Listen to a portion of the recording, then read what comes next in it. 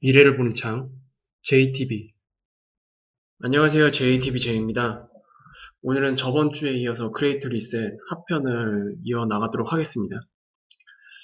일단 뭐 저번 주에 이런저런 얘기는 다 했는데, 일단 지금 시장 자체, 그리고 뭐 크게 보면 자산 시장으로 보면 되겠죠.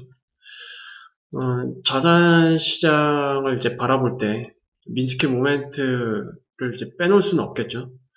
그래서 지금 자리가 저는 일단 개인적으로 한 이 정도 자리를 전 보고 있거든요. 그러니까 열정에서 탐욕으로 넘어가는 단계 아니면 탐욕 초기 단계 이 정도로 좀 볼 수 있을 것 같습니다. 제가 개인적으로 봤을 때는 일단 저번에도 말씀을 드렸지만 이번에는 역사적 버블을 만드는 과정일 거예요 아마. 그리고 역사적 버블이라고 한다면 그냥 뭐 어설픈 버블이 아니라 정말로 대단한 버블이 만들어질 가능성이 있겠다라고 좀 볼 수가 있겠죠. 이건 또 거꾸로 좀 더 쉽게 풀어서 얘기를 하면은 모든 사람들을 이제 광기로 몰아넣는 그런 상황이 만들어져야 역사적인 버블이 만들어진다라고 볼 수 있을 겁니다. 지금 코로나 이후에 3월 달이었잖아요, 작년 3월 달 코로나 이후에 아직 1년이 채 되지 않은 상태에서도 시장이 많이 올라왔긴 했는데 버블이 1년도 채 가지 못하고 그냥 꺾인다? 이거는 역사적 버블이다라고는 할 수는 없을 것 같아요. 일단 뭐 IMF 시기를 보면 IMF 위기를 맞고 그 위로 지수가 거의 한 3배 넘게 급등을 했었죠. 지금은 2배가 살짝 넘는 그런 수준까지 올라왔다가 조정을 받고 있는데 일단 역사적 버블이라면 최소한 IMF 시절 때 나왔던 그런 파동, 그러니까 위로 조금 더 올라갈 수 있는 그런 자리를 일단 보는 게 지금 관점에서는 맞을 것 같습니다. 미래가 어떻게 될지는 모르겠지만. 그리고 대부분 사람들이 완전히 광기로 몰아넣는 그런 시장이 만들어지게 되면 아마 대부분 사람들이 아마 환상을 갖기 시작할 거예요. 지수에 대해서. 그리고 시장에 대해서. 여기에는 과거와 다르게 이제 모든 자산 시장의 버블이죠. 과거에는 뭐 부동산이 됐던 또 아니면 어떤 특정 섹터에 대한 버블이 됐던 이런 테마가 있었는데 지금은 그냥 모든 자산이 그냥 버블입니다. 지금은. 지금 만들어지고 있는 버블은. 그래서 많은 사람들이 환상을 가질 확률이 더 크고 그리고 새로운 패러다임을 분명히 만들어낼 거예요. 이번엔 다르다라는 그런 이유로 또 한 번 이런 것들을 만들어낼 거고 그래서 결과적으로는 버블 붕괴가 됐을 때 초입에서는 대부분 사람들이 눈치를 못 챌 겁니다. 저도 눈치를 못 챌 거예요. 그건 지나고 나서야만 어느 정도 확인할 수 있기 때문에. 그래서 한번 고점에서 크게 부러지고 나서 반등도 이렇게 이거는 심리입니다. 심리. 주식 곡선이 아니고 심리가 이렇게 올라올 때 실제 주식시장에서는 이 과정에서 쌍봉 내지는 쓰리봉을 만드는 과정이 진행될 수 있을 거야 아마. 크게 주봉상이 됐든지 간에 일봉상으로 됐든지 간에 이런 과정이 이제 만들어지게 되고 그 다음 하락할 때도 아마 많은 사람들은 관계에 취했기 때문에 다 기회다라고 인식하겠죠. 그 조정이. 그래서 이런 것들을 이제 우리가 좀 미래에서 조심해야 될 부분인데 어쨌든 역사적 버블이 꺼지게 되면 다시 원점으로 회귀할 겁니다. 붕괴가 되면서. 그리고 이 과정에서는 부채, 수십 년간 한 번도 제대로 정리되지 않았던 이 부채 문제까지도 같이 정리되는 그런 흐름이 만들어질 것으로 일단 예상을 하고 있습니다. 일단 미국의 기준금리 차트를 보면서 좀 중장기 시나리오를 한번 정리를 해볼게요. 지난 1차 대공황 그리고 그때 전후로 해서 1차 세계대전, 2차 세계대전 이런 굵직굵직한 사건들이 일어났었습니다.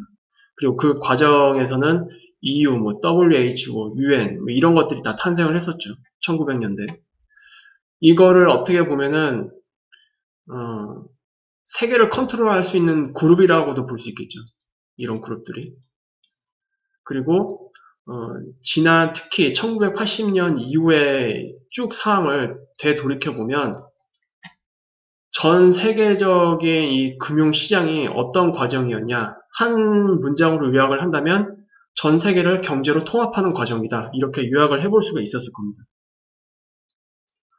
그래서 지금 거의 레이 달료가 말하는 장기 부채 사이클 상으로는 장기 부채 사이클이 시작된 이후로 거의 끝에 다가가고 있는, 그리고 거의 60년 이상 진행되고 있는 상황인데, 어쨌든 제 채널을 처음부터 보신 분들은 1981년쯤부터 미국이 제조국가에서 금융국가로 변모하는 그런 과정이 있었고, 그 과정에서 금융화 선언이라는 이런 사건으로 시장이 크게 한번 바뀌기 시작했다라고 제가 언급을 해드린 적이 있었을 거예요.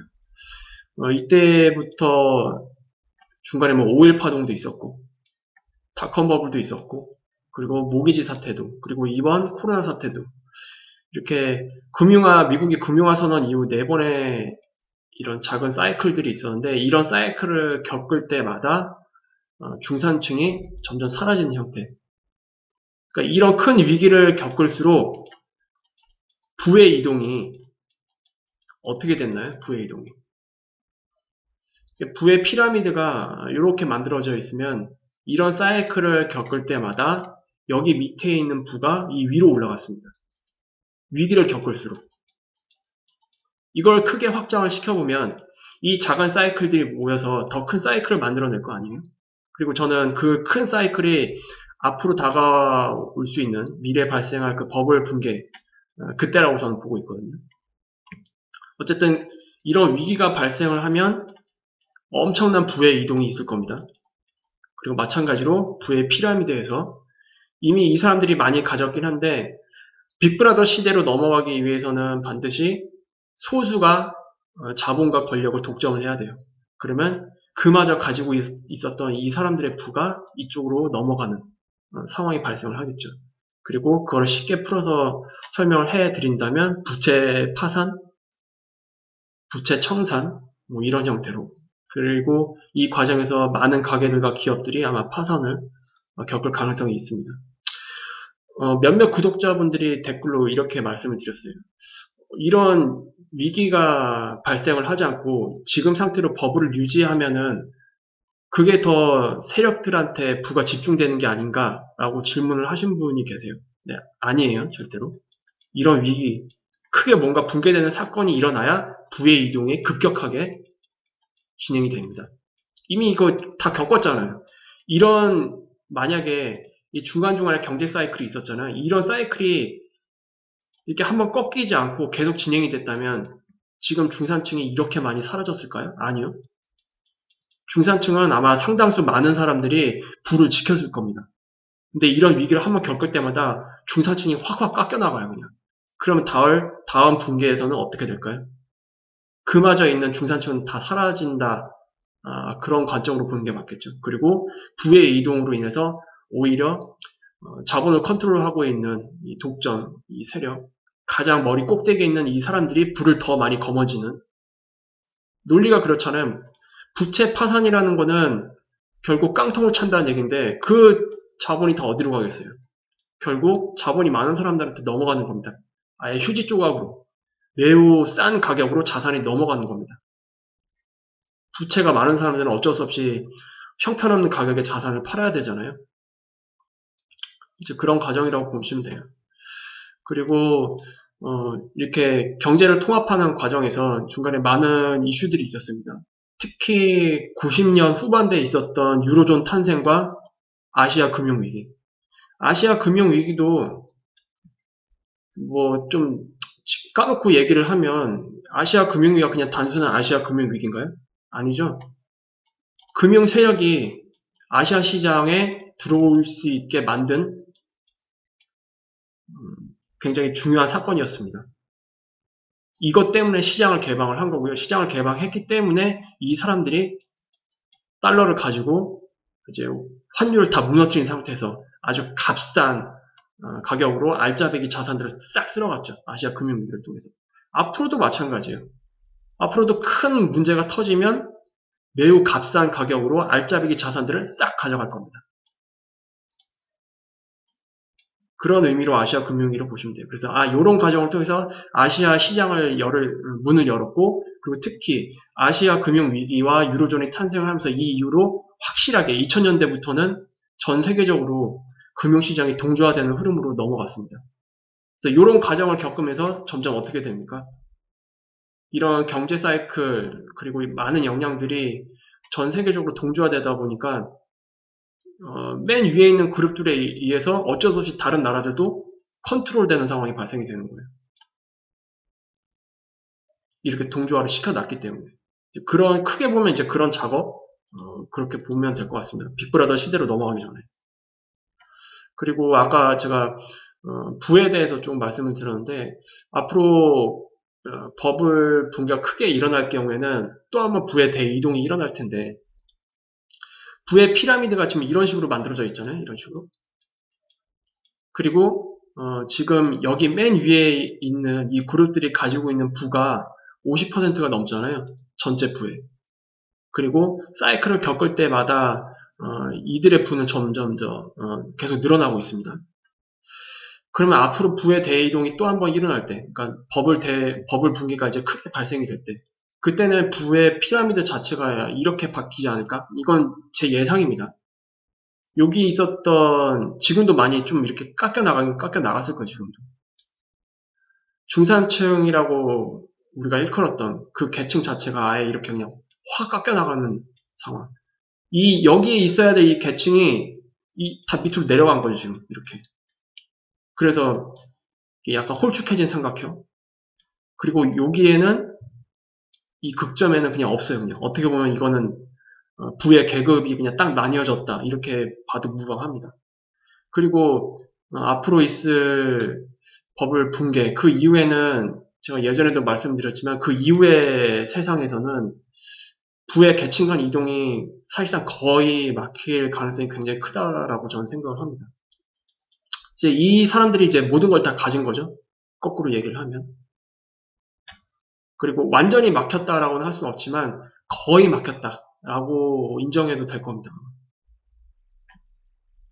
그리고 이와 관련해서 조금 더 확장을 해본다면 우리가 그동안 많이 들었잖아요. 지속 가능한 발전. 이 슬로건 많이 들어봤을 겁니다. 유엔이 2030 이런 단어를 또 많이 보셨을 거고 그리고 지금도 지금 유엔이나 아니면 뭐 다보스 포럼이나 이런 거 계속 이슈화 되고 있죠. 이 단어 자체는. 이게 긍정적으로 해석을 하면 말 그대로 지속 가능한 발전이다. 라고 얘기를 할 수 있겠지만 여기는 많은 것들이 숨겨져 있잖아요. 일단 이거를 조금 주류 언론에서 해석하는 대로 그대로 그냥 좋게 포장을 해서 해석을 하면 그냥 이겁니다. 그린 뉴딜, 녹색 성장, 기후 협약, 기본소득제도 이렇게 좀 요약을 해볼 수가 있어요. 지속 가능한 발전이라는 결국 이제 경제적으로도 환경적으로도 사회적으로도 안전하게 관리가 된 상태에서 어떤 큰 뭐 붕괴되는 그런 사건 없이 우리 사회가 지속적으로 발전 가능할 수 있는 그런 시스템을 말하는 거잖아요. 그리고 거기에 필요한 것들이 이런 거였고 그리고 이거 지금 이제 코로나를 계기로 해서 본격적으로 각 정부에서 이거 지금 하기로 되어 있죠. 특히 G20 국가를 중심으로 해서 그린 뉴딜이다, 녹색 성장이다, 뭐 거의 뭐 그냥 같은 개념으로 보셔도 될 겁니다. 그리고 기후 협약 여기는 온실가스 탄소 배출권 이런 것들 다 껴있고 그리고 기본소득제도 이것도 껴있습니다. 장기적으로 봤을 때는 그래야 지속 가능한 발전이 됩니다. 왜냐 서민층 무너지는 거 막아야죠. 이거를 조금 더 좋게 포장을 하면 서민층이 어떤 크게 내몰리면 벼랑 끝에 내몰리면서 정치적으로 혼란스러운 일이 일어나거나 또는 사회적으로 문제가 될 수 있는 것들을 기본소득제도로 막아버리는 겁니다. 그냥.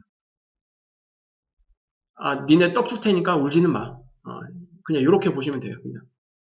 저는 그런 개념으로 기본소득제도를 보고 있습니다. 그러면 이렇게 이런 것들을 이제 주류 언론에서 좋은 의미로 그냥 포장을 해서 이제 얘기를 하잖아요.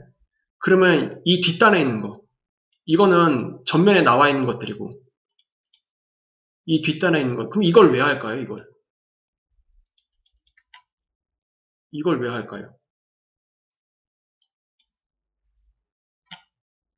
결국 이걸 하기 위한 거는 통제 관리. 요거 아닌가요, 요거? 이거를 또 좋게 한번 포장을 해볼게요. 사회가 안전하고 지속적으로 이제 큰 문제 없이 돌아가기 위해서는 당연히 통제 잘 해야 됩니다.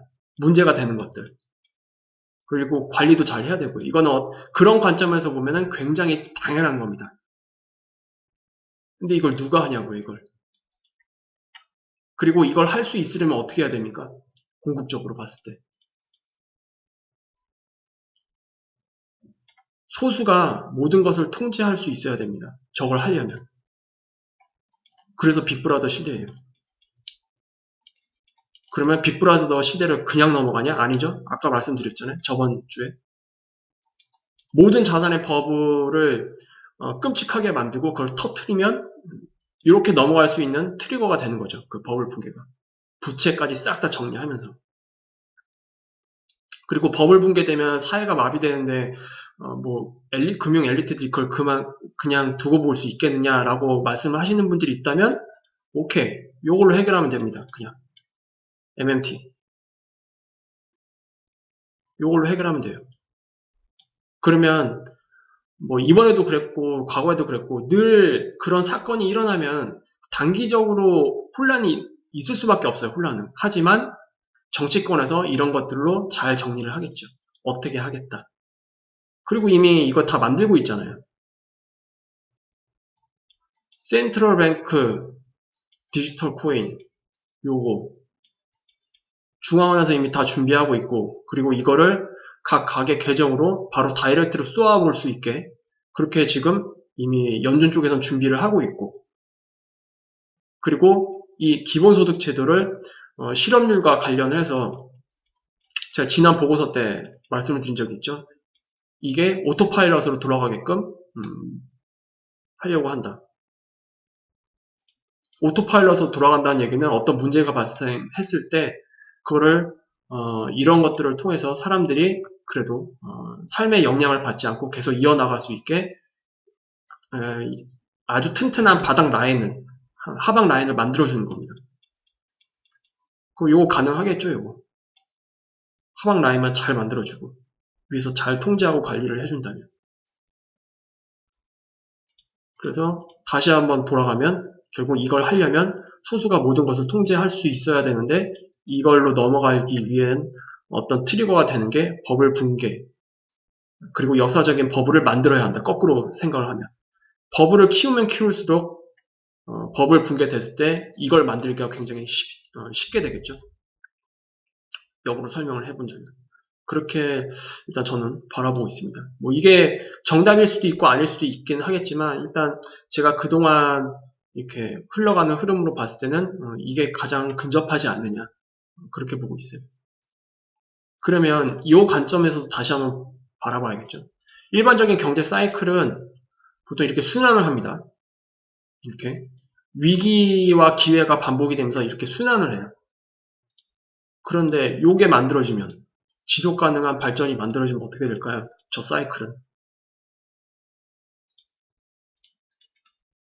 그리고 거꾸로 생각을 해보면 이미 소수가 이제 대부분 많은 것들을 가져갔어요. 그러면 더 이상 이런 위기를 터뜨려서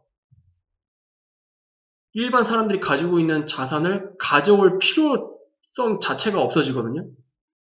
왜냐? 모든 걸 다 구축을 해놨으니까. 그럼 그냥 지속 가능하게 지금의 그 시스템이 유지되면 돼요. 그러면 일반적인 경제 사이클은 안 올 수도 있지 않을까라는 그냥 제 상상? 요 정도로만 그냥 생각을 해보시면 될 것 같습니다. 요거는 아마 2030년 이후부터는 그렇게 될 수도 있겠다라고 볼 수 있겠죠. 모든 것들이 이제 4차 산업 시대에 맞게 자동화되고 그리고 인공지능으로 대부분 다 해결이 되고 기본소득 제도가 어느 정도 자리 잡히는 그런 사건들이 만들어지면 가능할 수도 있겠구나라고 상상을 해볼 수가 있을 것 같습니다. 그리고 저번에도 말씀을 드렸지만 2023년까지 현재 그 연준의 가이던스나 아니면은 점도표를 보면은 2023년까지 제로금리가 진행된다라고 언급을 하고 있습니다. 현재까지도 그렇고 그리고 인플레이션 전망치를 보더라도 이때쯤에는 가봐야 추세적으로 봤을 때, 그러니까 일시적인 상승이 아니고 추세적으로 봤을 때 2023년 정도는 돼야 인플레이션이 2%를 넘어갈 것이다 라고 전망을 하고 있어요. 그러면 모든 사람들이 이때 시기까지는 그러면 안전하게 자산 시장에서 투자를 할 수 있겠구나 라고 잘못 이해를 할 수 있겠지만 요거를 그냥 고지고대로 믿긴 좀 힘들다. 정말 안전할까라는 그 의구심을 항상 가지고 있어야 될 것 같습니다. 언제든지 버블 붕괴는 올 수 있고, 그리고 그 버블 붕괴가 단순히 이런 연준 정책에 딱딱 맞춰서 진행되진 않을 것 같다. 그렇게엔 너무나도 순진한 생각이 아닐까. 그리고 거꾸로 생각을 해본다면 이렇게 연준 스케줄에 맞게 모든 사람이 인지하는 시기에 버블을 터뜨린다면 그거는 더 이상 버블 붕괴가 아닙니다. 그런 식의 착한 버블 붕괴는 존재하지 않아요. 그건 세상에 없습니다. 그냥 그렇게 이해를 하시는 게 좋을 것 같습니다.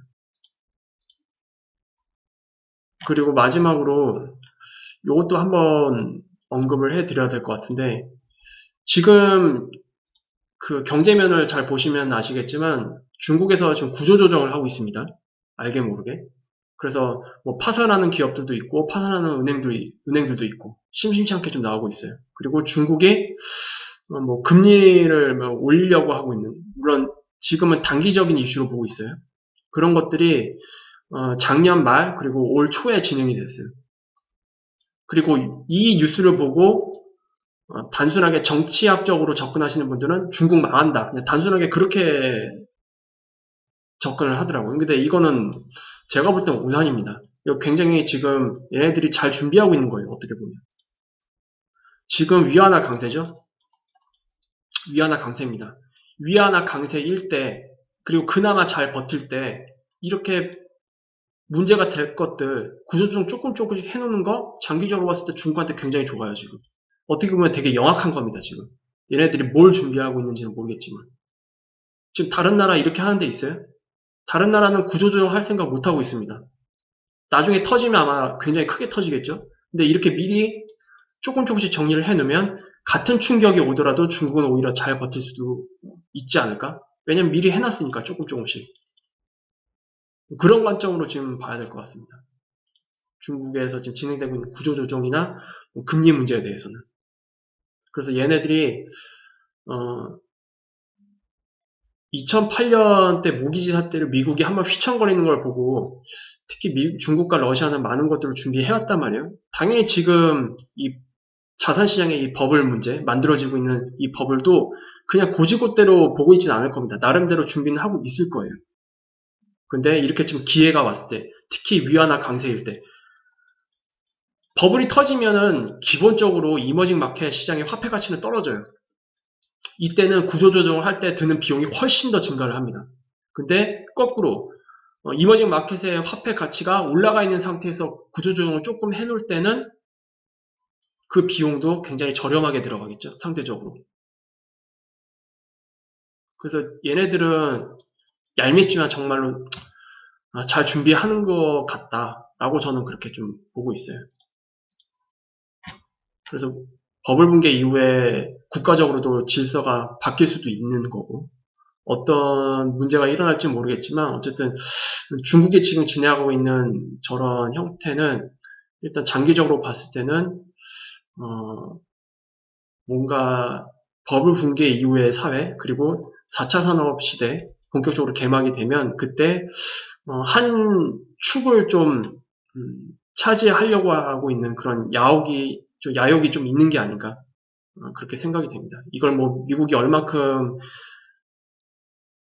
제재를 할지는 모르겠지만 일단 이거는 우리가 계속 지켜봐야 될 문제고요. 알 수도 없는 문제고 어쨌든 지금 나오는 흐름만 보면 굉장히 좀 영악하다라고 저는 그렇게 보고 있습니다.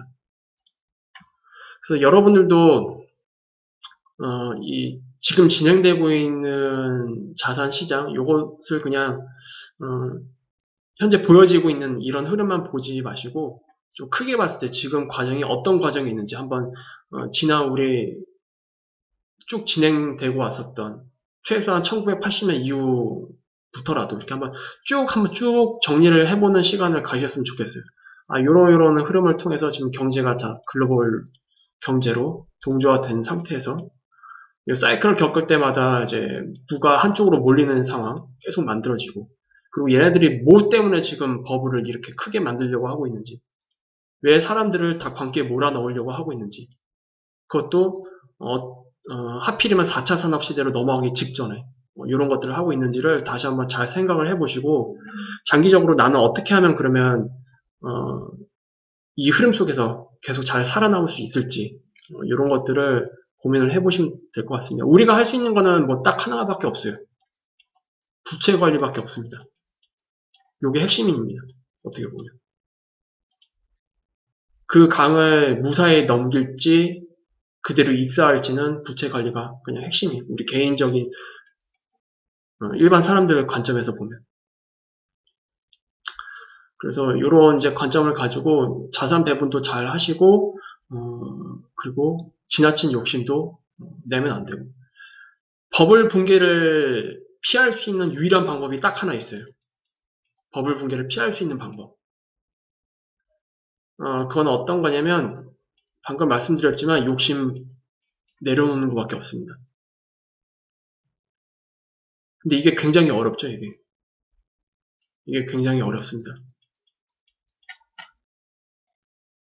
근데 이걸 할 수 있는 사람은 버블 붕괴는 당연히 안 맞을 거예요. 이거 욕심 내려놓으려면 예를 들어서 어떤 자산 시장이 또다시 한번 랠리를 쭉 갔어요. 그래서 어느 정도 랠리를 진행이 되면 지금 같이 어떤 조정을 만들겠죠. 근데 이 과정에서 나는 됐다. 이 정도면 됐다. 정말. 이 정도면 됐고 이제 지금 있는 자산 잘 지키자. 그리고 이후에 설령 다시 이런 조정을 만들고 또 가더라도 이거는 배 아프지 말자. 이런 거는. 일단 내 그릇은 여기까지다. 뭐 욕심을 딱 접어야 돼요. 그거 말고는 피할 방법이 없지 않을까? 나는 정말로 이 꼭대기까지 잘 먹을 자신이 있다라고 하시는 분은 뭐 어쩔 수 없겠죠. 근데 저는 그거는 자신 없습니다. 제 입장에서도. 이 꼭지가 어디에서 나올지 모르고, 그리고 설령 지금이 꼭지가 되지 말라는 법도 없죠. 세상에는 100%가 없으니까. 그래서 유일하게 피하는 방법은 욕심을 내려놓는 거, 그거밖에는 뭐 딱히 없을 것 같아요. 근데 또 한 가지 말씀을 드리자면, 버블 붕괴가 이제 나중에 일어나면 모든 자산 시장이 이제 무너질 거예요, 아마. 이번에는 에브리바디 버블이기 때문에. 그 버블이 무너질 때 아마 인생에 딱 한 번 오는 기회가 올 거예요. 딱 한 번 오는 기회. 자산, 정말 알짜배기 자산을 굉장히 싸게 매입할 수 있는 자세. 그런 장세. 버블 붕괴 때 아마 딱 한 번 올 겁니다. 이 기회를 맞이하려면 이거를 피해야겠죠. 그래서 요거는 어떻게 보면 마인드 관리일 수도 있고 참 어렵습니다. 이거는 모든 사람이 아마 숙제일 거예요. 지금 자산시장에 참여하고 있는 많은 사람들. 그래서 최소한 이 채널을 보시는 분들은 잘 피하셔가지고 나중에 큰 기회를 맞이하셨으면 좋겠어요. 오늘 영상은 이렇게 마무리 짓도록 하겠습니다. 감사합니다.